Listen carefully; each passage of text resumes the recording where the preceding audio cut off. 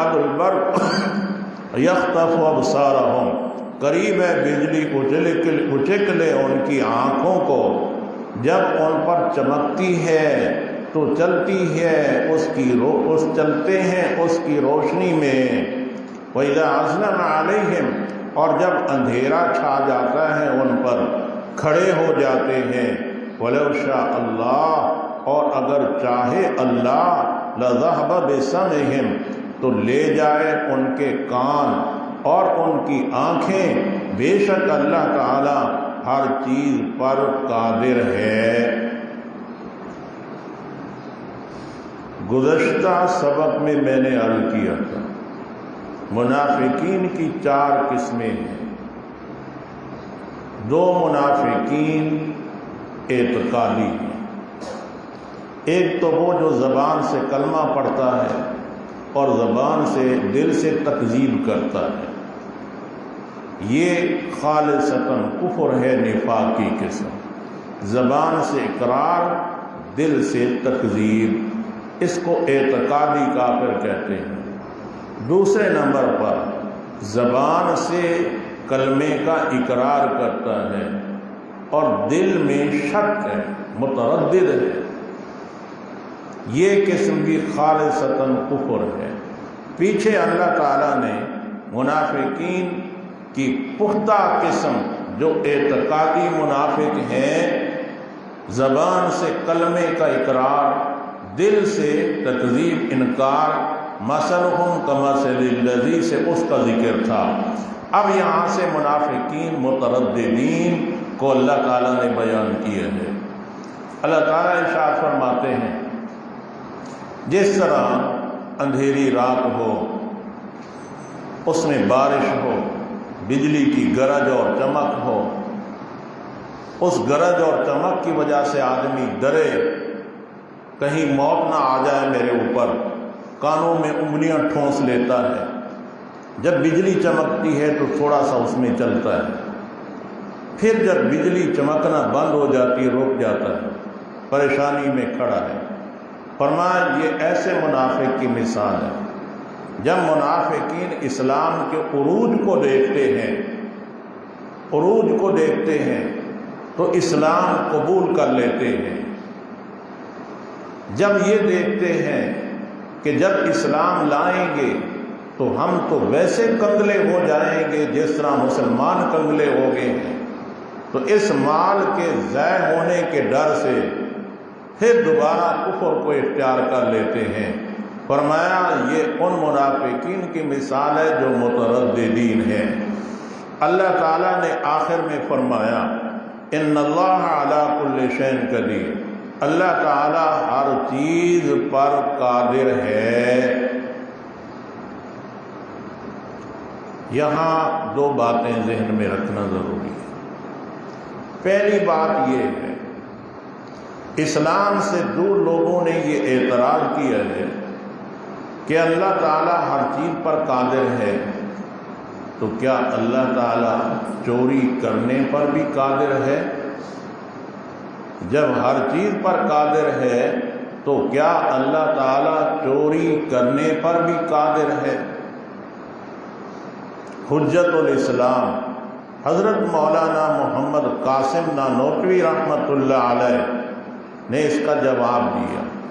حضرت نے جواب میں یہ ارشاد فرمایا، آپ یہ ثابت کر دیں کہ فلاں چیز اللہ تعالیٰ کے ملک میں نہیں ہے، فلاں چیز اللہ تعالیٰ کے ملک میں نہیں ہے، آپ ثابت کر دیں، چوری کرنا پھر ہم ثابت کر دیں گے۔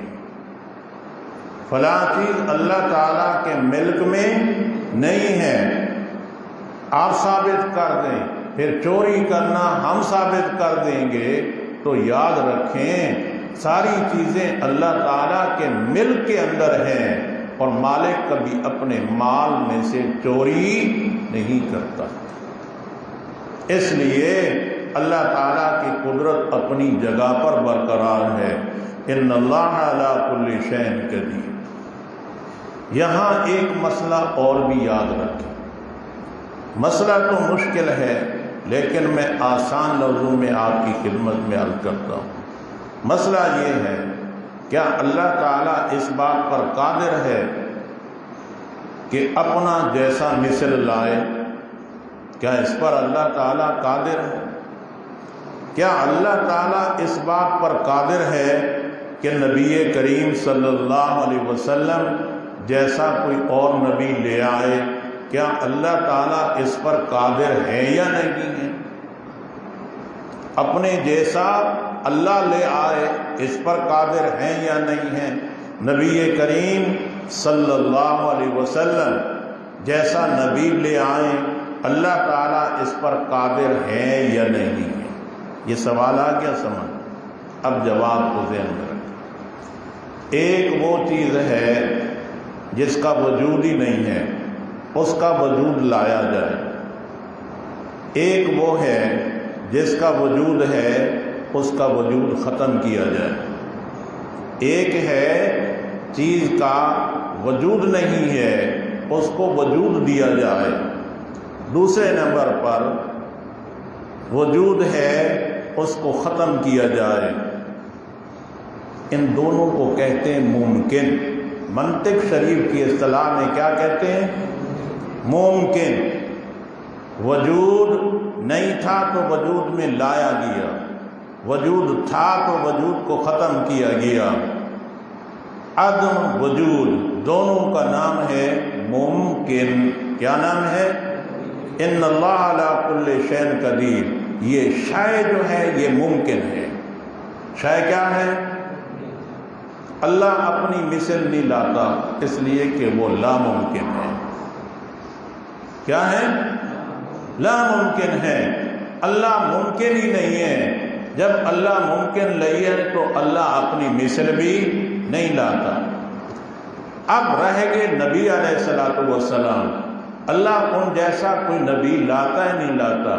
یہ اللہ کے لیے امکان تو ہے، لیکن اللہ لاتا نہیں ہے، اس لیے کہ حضور کو اس نے آخری نبی کہا ہے۔ کیا کہا ہے؟ کیا ہے؟ ما کان محمد ابا احد من رجالکم ولکن رسول اللہ وخاتم النبیین۔ آپ خاتم ہیں، آپ آخر ہیں، آپ آخری ہیں۔ اب آپ کے لیے جب اللہ نے آخری کہہ دیا ہے تو اب اللہ آپ جیسا اور نبی لاتا۔ مسئلہ بھی سمجھے یا باقیہ مسئلہ؟